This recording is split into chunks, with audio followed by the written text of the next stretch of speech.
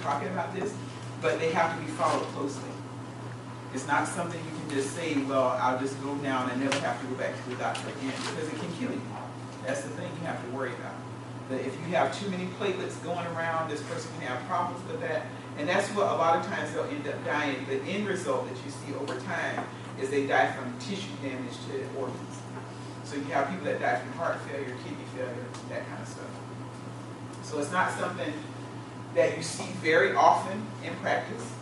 You know, it's because it's not really as common as you would think in the primary form. The secondary form we see because you take care of so many COPDers. Anybody who has chronic lung disease, your body says, I need to produce more cells for you to carry oxygen. It's a pathologic thing, but the thing about it is that's your body's compensation for it. Next time you go to the hospital, look at your people who have chronic lung disease and look at their H&H reports. Their hemoglobin is always going to be high because their body's trying to compensate for that. It's not a normal thing, but it's what their body's trying to do to help them. But of course, we know with chronic lung disease, it's not going to help them anyway. But that's what your body does to try to compensate for that. So in the grand scheme of things with hematology, because you guys just have polycythemia, and then you have the 3 types of anemia, the anemias are going to have more questions. Because that's what happens most often. Polycythemia happens, but it's not the big cheese of things that happen. And pretty much just think about way too many cells, what do I got to do to get rid of them? I either have to take them off, or I got to deal with the issues that go along with it. So hydration is going to be key. That's a big one. So if you got a person that comes into your polycythemia question kind of thing, person comes to see you in the doctor's office or someplace they're presenting where you're working, and they've had 2-3 days of nausea and vomiting. You already know that person is at risk for being even more dehydrated.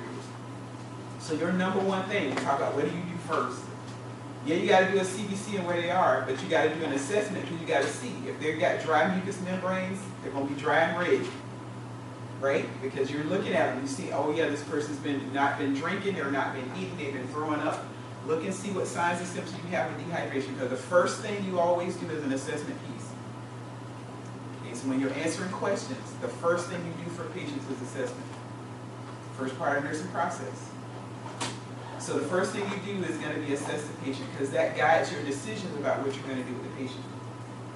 So if there's nothing in your answers that talks about assessment, then it's going to be, what is the thing I'm going to do for the patient that's going to get rid of the problem? Okay, because there's stuff you can do that go like, yeah, that's going to help, but what's going to get rid of the problem? I already know this person's nausea, vomiting, that kind of thing. So I pretty much know the first thing I'm going to do is put some IV fluids on you. Yeah, oxygen is important, but what do I need to do? I need to get rid of that hemoconcentration right now. Oxygen will always be key, you know, because that airway breathing circulation is on every question, right? It's a thing about your prioritizing kind of thing. But remember, even CPR changed, so always do it in the context of the question. So if there's no assessment piece, then you think about the priority thing is going to be, what is the intervention, if I do it, will give me the best result for the patient? Because I may say raise the head of the bed, but is that going to cure anything? It may help them breathe better, but is that going to be better than starting an IV on this patient? That's how you have to think about those things when you talk about priority. Think about, what thing do I need to do that's going to help me get rid of this? You guys already got into the question where you're asking about what needs more education. Think about what the patient's telling you that's wrong, jacked up, crazy, whatever, how you need to think about that. What tells me the patient needs more education are going to be those things that don't make sense. You're telling me something that I know goes with this disease process. So, and this is what you're trying to figure out if the person needs more education, is what they're telling you that's wrong. Okay. If the question asks you what tells you the patient understands or they know stuff, which one of those statements by the patient or the family or whatever is in the context of that question tells me that they got it. This is how I treat the disease. This is how I'm supposed to use the medication. This is how I'm supposed to do whatever is associated with that. That's how you decipher those questions. Okay. All right. I don't really want to start, because we're actually, it's crazy. Because I'm kind of crazy. So what I'm going to do is, I'm going to send you on your merry way. But I'm going to be sending each one of you individually a little piece of a case study. Like, so it'll be, I have 17 of you. So I'm going to have like 4 case studies. And then each of you will have some questions that you'll have to answer within that case study. So when we come back on Monday, we're going to present those and talk about the different issues that the patient has. And we're going to do those case studies and work some stuff out with those. And do a couple of care maps on things. Answer questions that you have about any content areas that you have. You know, I'm going, okay, if you want to focus on what it is you need to study, always think, because that's what y'all ask me. I know you have. All right? So that's the kind of stuff. So quiz we have on Tuesday. Okay? Yeah, I know that was coming. All right? And then I have when we talk, the quiz on Tuesday is about respiratory and hematology. So it's going to be just assessment pieces that go with that. All right? So it's a little bit different this time because you just had respiratory assessment for the last time. We're going to put a little hematology assessment in there, mainly because if you look at that, you'll be ready for the assessment 1 that's going to go over that kind of stuff. So when you're looking at your respiratory stuff, well, let me go to hematology because they're ending on that one, okay? So, in the hematology chapter, or assessment of hematology, okay, your thing, when we talk about hematology, your disease processes were your iron deficiency, B12, and folate deficiencies. And then you have polycythemia. So in your head, that's, you can write it down how you want to kind of think about what you're doing. I would look at the testing part as far as diagnostics. Which of those things confirm that your patient has that? Okay, so we know serum iron is low, ferritin levels, so TIBC, so those would be the things I look at for that. I'm not going to ask you what the values are. What I'm going to say is which diagnostic test we use to confirm this, or what's going to be the best one to tell me the patient has that. Okay.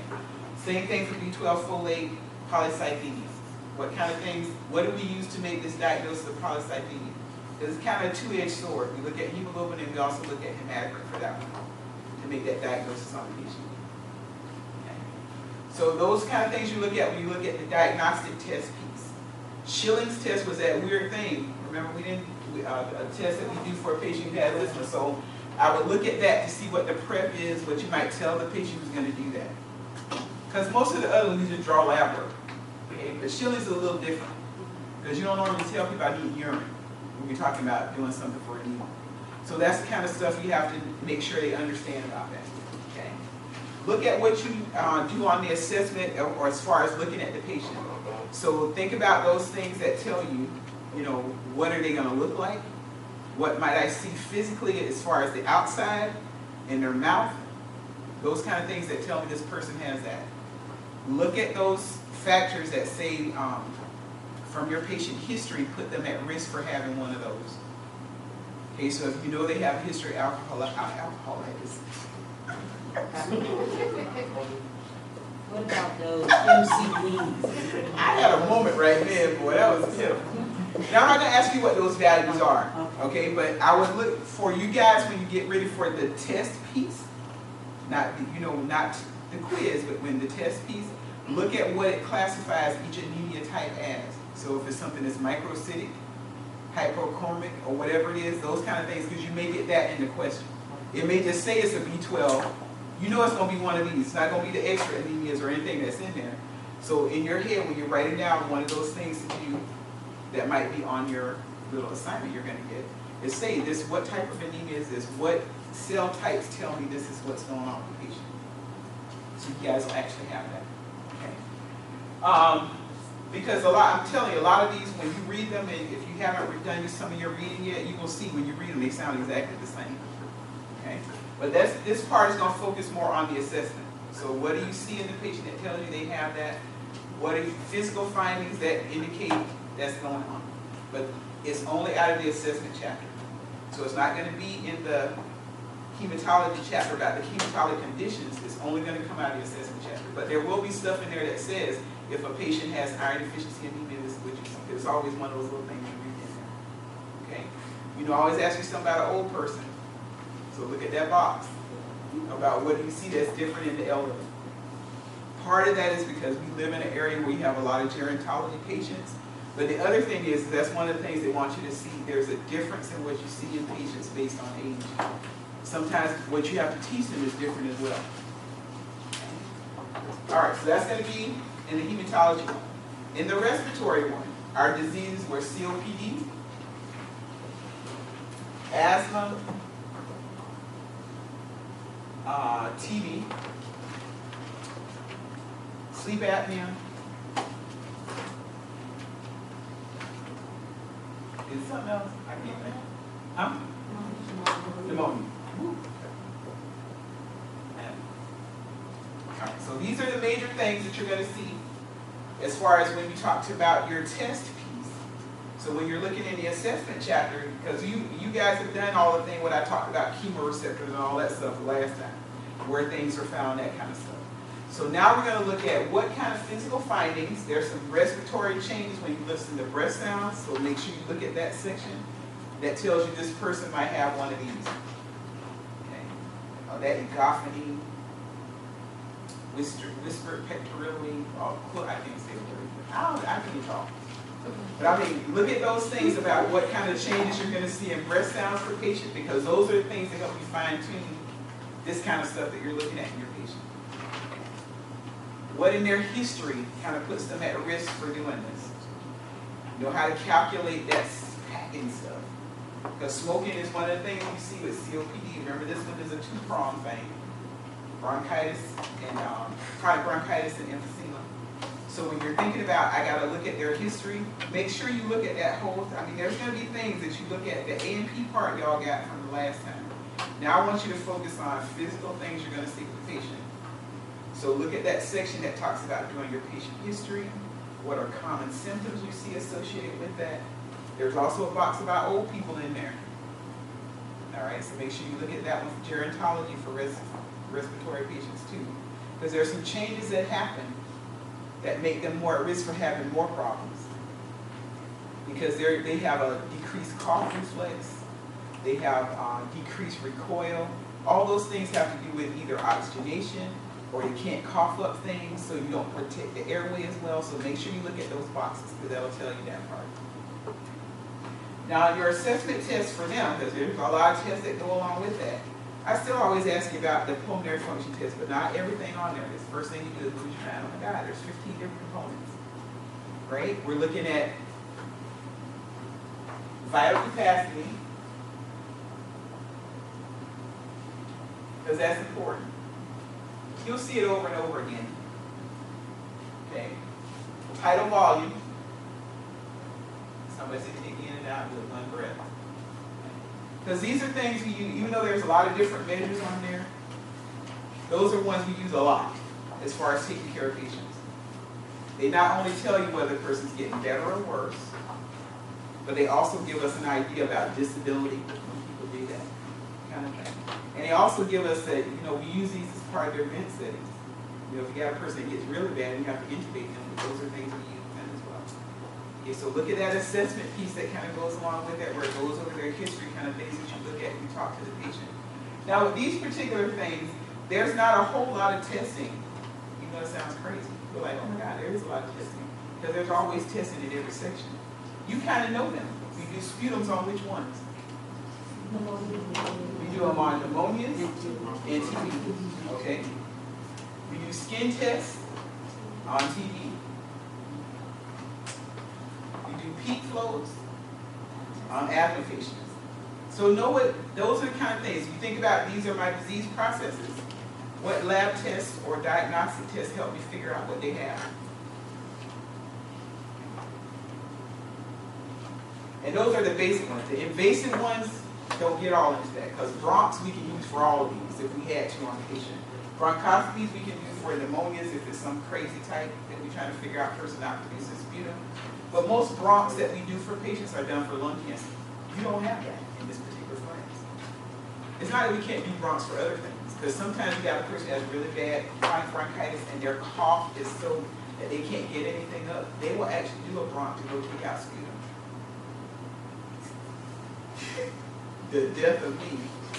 But, because I've seen him do it before, I thought, I didn't know what I was going to see until the guy started doing it. I was thinking like, he's pulling skin out of this person's chest. Oh my God, and he's still going. And like 2 liters later, I was like, I'm about to pass out. And you know what you always do? Pass out backwards, never forwards. Okay. All right. So how was it in clinical last week? I know it's kind of crazy. Everybody feels, did you get a chance to practice assessments or just kind of got an idea about what you're going to do for clinics? Yeah, we're practicing that this weekend. Okay, good. All right. Well, if you have any questions, just send them to me. But I will, like I said, I'll be sending you something out that's like it'll be like an unfolding case study that we'll be doing together in class on Monday. Yeah. So do you email our quiz grades to us, or do we, or is it going to be posted or something? No, I'll email them to you. Yeah. I already know. Will you stop? I like when you stop owning stuff like that. You have the asthma quiz already? What you have over this? You want to know, like, for, Oh, that's for you. That actually goes to help you with your, that's going to be added to your test.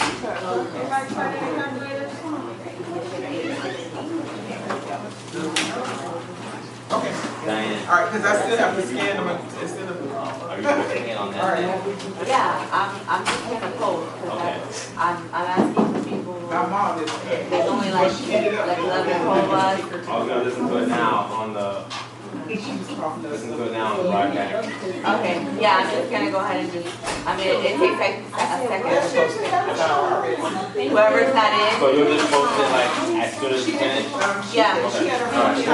I'm gonna post them in order right now, I'm gonna post the first one and then send out. Okay, cool, thank you. But she has chronic lung disease.